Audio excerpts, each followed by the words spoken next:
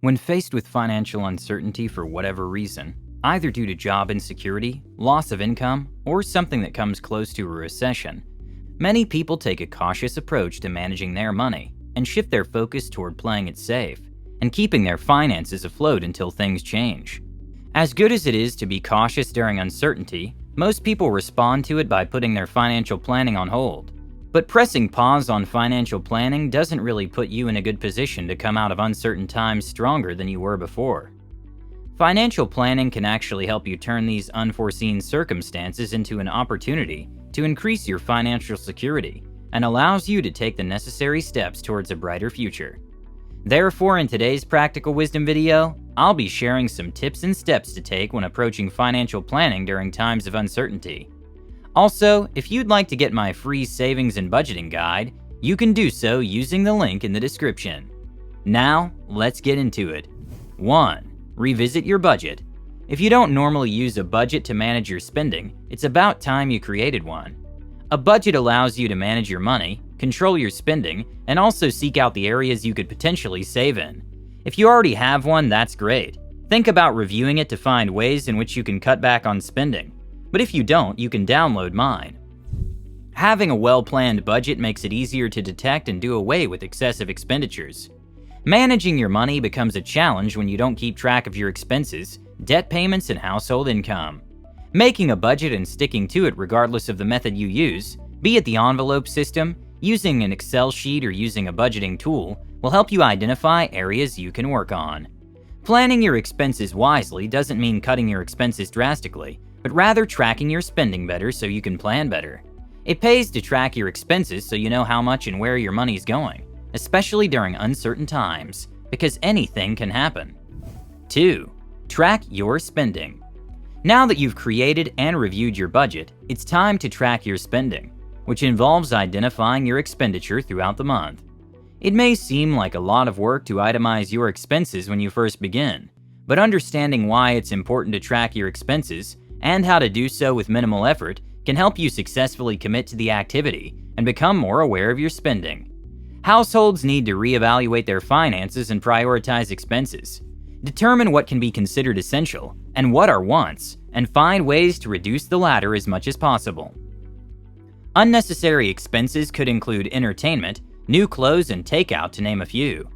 All these things are important, but you'll need to hold them off until things are back to the way they were. Take a look at your financial accounts and determine where these unnecessary costs are. You might want to cut back on them or eliminate them completely. It's also time to put an end to the use of monthly subscriptions that you no longer use. Start by making a list of things you need and record your daily expenses. Identify which expenses are going to your wants, needs, and savings. If your expenses are leaning heavily towards wants, it's recommended that you reduce it so that more will be allocated to your needs and savings. 3. Strengthen your emergency fund. Now would be the best time to build an emergency fund if you don't have one already. Emergency funds are designed to offer additional security in case of a financial emergency that may develop during times of uncertainty. An emergency fund equivalent to 3 to 6 months' worth of expenses gives funds for ordinary household bills if your income is abruptly cut off due to illness, job loss, or other causes that are beyond your control. Such funds can serve as a safety net when times get tough. If you find putting aside money into an emergency fund a challenge, you should enable automatic monthly transfer of funds into savings accounts to guarantee you're continually building your reserve. Consider building up your finances to give yourself an extra cushion to withstand unforeseen circumstances, even if you have an emergency fund already.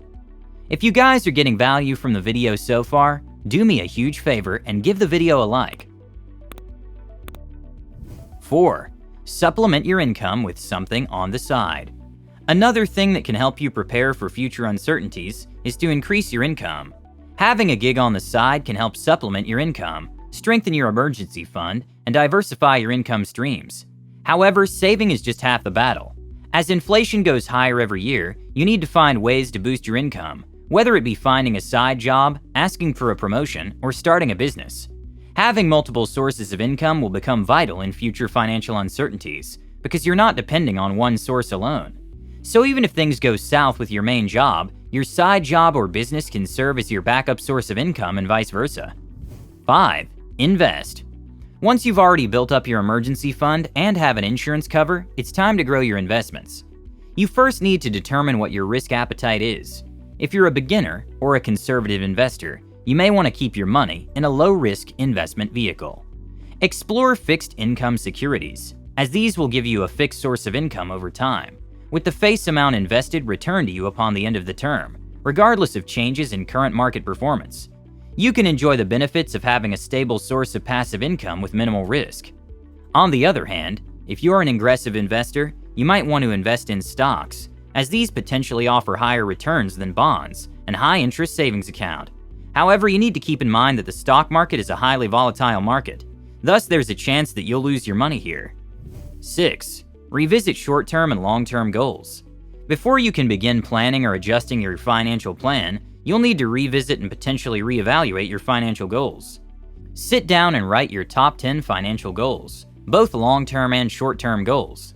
Once you have your list, consider which goals are most important to you, whether it's saving for retirement, paying off debt, or something else. Prioritize your goals, create a target, and keep track of your progress. Financial planning gives you an opportunity to formally review your goals, update them, and review your progress since the previous year. If you've never set goals before, take the opportunity to formulate them so you can get or stay on firm financial footing, especially during times of uncertainty. So prioritize your goals, create a target, and keep track of your progress. 7. Insurance cover. Health emergencies and the death of breadwinners are usually the kind of situations that cause great worry for families. It's crucial to choose good life and health insurance plans in preparation for this, since they help people deal with unforeseen emergencies, such as the recent pandemic. Not having insurance makes you and your loved ones vulnerable. That's why choosing good insurance cover is essential.